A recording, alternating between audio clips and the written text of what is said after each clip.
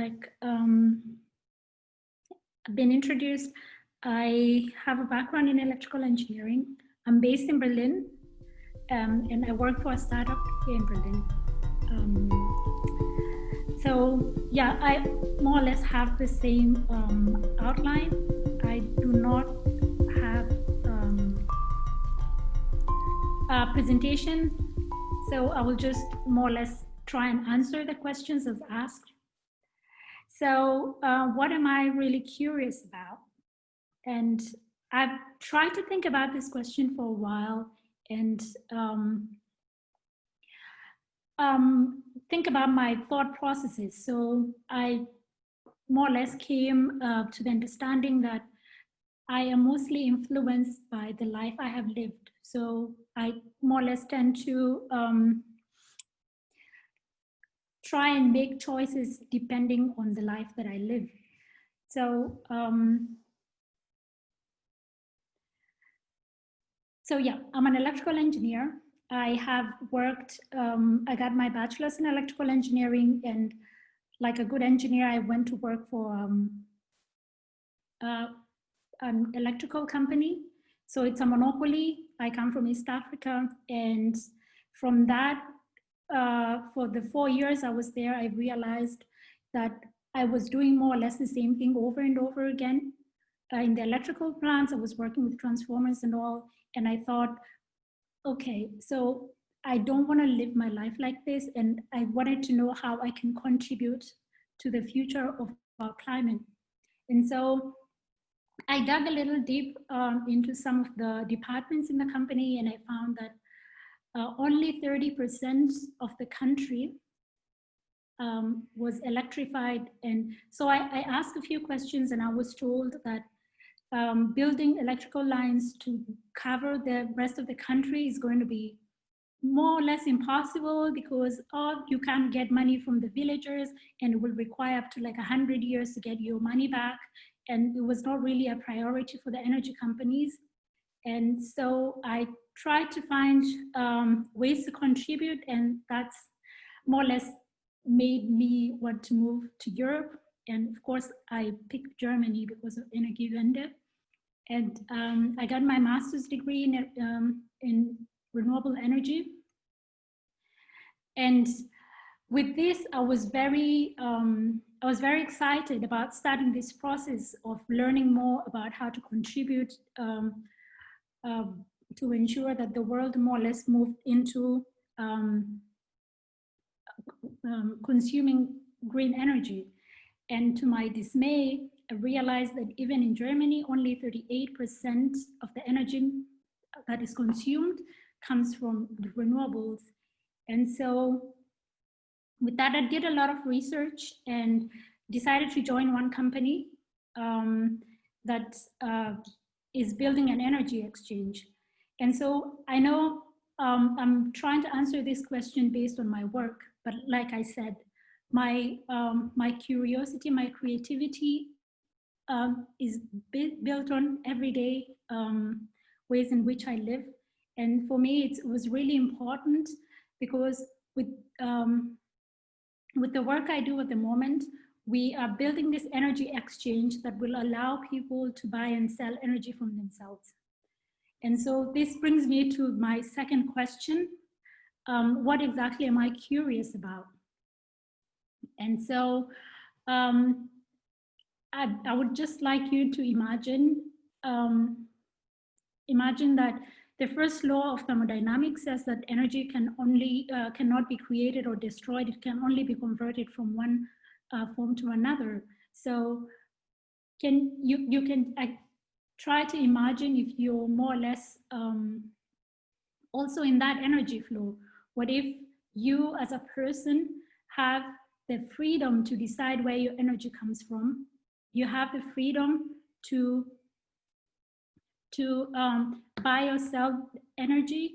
You can generate the energy yourself. And I would also want to think about what happens in the future. In my opinion, the future is 2030. So where all the electrical gadgets that you have in your home become some sort of digital identity. So for instance, my telephone, my dishwasher, and my washing machine become its own digital entity that can buy energy at whatever price at any time that it feels that is worth buying. And this is what I'm mostly curious about. So yeah, in trying to answer that question, I more or less went into my work. And also, I have come across a few green energy communities in the Netherlands and in Germany, where, and actually there's one successful one in Switzerland called Quartierstrom, where people have decided to come together and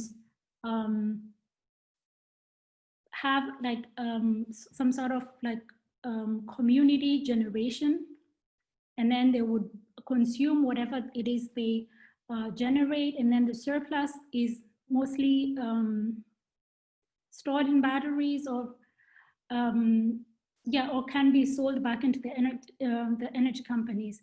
So the idea mostly is that in the future we will have a cluster of these energy communities that would more or less have the concept of prosumers, where they would all generate their own energy, consume within the community. And when I talk about generation and consumption, I'm talking about green energy from solar power, photovoltaics, and wind, even biomass. And then whatever that is surplus can be sold to another community. And so there's going to be this energy exchange. And there's a lot of questions that can be asked, a lot of questions that I'm pretty sure everybody's probably asking right now. So how is this going to happen? And this is what my research is all about. So how is the regulation that in place right now going to allow that this sort of energy exchange at a very, very basic level going to be possible? Also, like, because we know that the infrastructure in which energy exchange is done at the moment is you buy, it's only one way. You buy from the energy company and then you pay them. So how is this going to be done two ways, in which you can always buy and sell, or the vice versa? And how can we incorporate this, these companies? Because like I said in the beginning, building the infrastructure is really, really expensive. And so that is also something that I'm doing research on. The third thing is, most people get your energy bill at the end of the month. So you have this energy bill, you don't know what it is about, you get it in the post, and then you just pay without like quite thinking exactly what is inclusive in my energy bill. So there's a lot of education that we need to do. And I've been doing this for the better part of the past 2 years, is more or less talking to people, trying to understand if they know what it is they're paying for. Because for instance, in Germany, for instance, only 25% of your energy bill is what you consume. The rest goes to a lot of charges that can be eliminated in the future if we decide to go into this energy system of the future, where you can generate your own energy and self-consume, and then whatever surplus remains can be sold or shared within a community. Yeah, so more or less that's what I'm curious about, and I'm actually looking forward to questions if they are there, so that we expand our horizon of research. Because at the moment, most of the research we're doing is with the regulators and with yeah, the distribution system operators who own the infrastructure. So it will be good to know what other questions that, for example, the consumers, that's you and me, have with this approach. And lastly, there was a question about Yeah, what modes of collaboration did I discover during the recent times? That's a little, yeah, that's a little difficult because I can go for the simplest, a generic answer and say, yeah, online learning, but that's not really true because we've been doing a lot of online learning, even in university. But there's something I would like to say, especially if they're younger graduates in the audience, is that I cannot emphasize enough on the importance of having a mentor. So when you're starting out, for example, it's really important to have a mentor. Also, as you go on in your professional life, because it opens up a lot of opportunities that you had no idea about. Also, it's a good learning opportunity. You tend to more or less, you can learn from the mistakes of your mentors. And also, if you have enough experience, it's really important for us to mentor the younger generation. Yeah, I don't know how good I am on time, but my message more or less is to say that the energy system, the way it is right now, has been like this for the past 100 years.